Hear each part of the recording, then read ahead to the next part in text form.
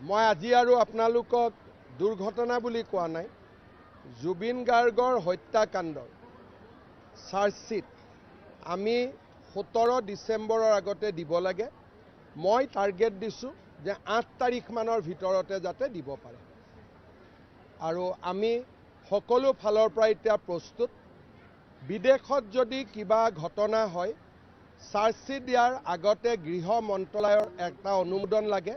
কালি মই গৃহমন্ত্ৰী অমিত শ্বাহ ডাঙৰীয়াকো সাক্ষাৎ কৰি আহিছোঁ, যাতে আমি অনুমোদনটো সোনকালে পাব পাৰোঁ। গতিকে মই ভাবোঁ যে অহা 3-4 দিনৰ ভিতৰতে SITয়ে MHCলৈকে লিখিব, মিনিষ্ট্ৰী অফ হোম এফেয়াৰ্ছলৈকে অনুমোদন আমি পাই যাম। আৰু লগে লগে আমি লাষ্ট ডেট 8-9-7 আমি চাৰ্জশ্বিট দি দিম। আমি অসম চৰকাৰ এটকাও দিয়া নাই। না অসম চৰকাৰ আপোনালোকে RTI মাৰিব পাৰে, অসম চৰকাৰ একো নাই। মইতো নাজানো, কিন্তু মই জানো যে অসম চৰকাৰৰ কোনো বৰঙণি নাই। আৰু 2-এজন সাংবাদিক গৈছিল, কিন্তু 2-এজন সাংবাদিক গৈছিলে আৰু বেংককতো গৈছিলে সাংবাদিক। আমি কোনো যোৱা নাই। মই আজি আৰু আপোনালোকক দুৰ্ঘটনা বুলি কোৱা নাই। জুবিন গাৰ্গৰ হত্যাকাণ্ডৰ চাৰ্জশ্বিট আমি 17 ডিচেম্বৰৰ আগতে দিব লাগে। মই টাৰ্গেট দিছোঁ যে 8 তাৰিখমানৰ ভিতৰতে যাতে দিব পাৰে।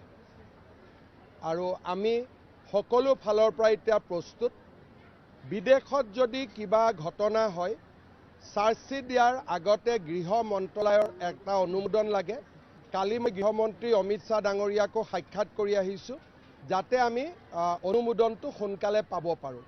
গতিকে মই ভাবোঁ যে অহা 3-4 দিনৰ ভিতৰতে SITয়ে MHCলৈকে লিখিব, মিনিষ্ট্ৰী অফ হোম এফেয়াৰ্ছলৈকে অনুমোদন আমি পাই যাম।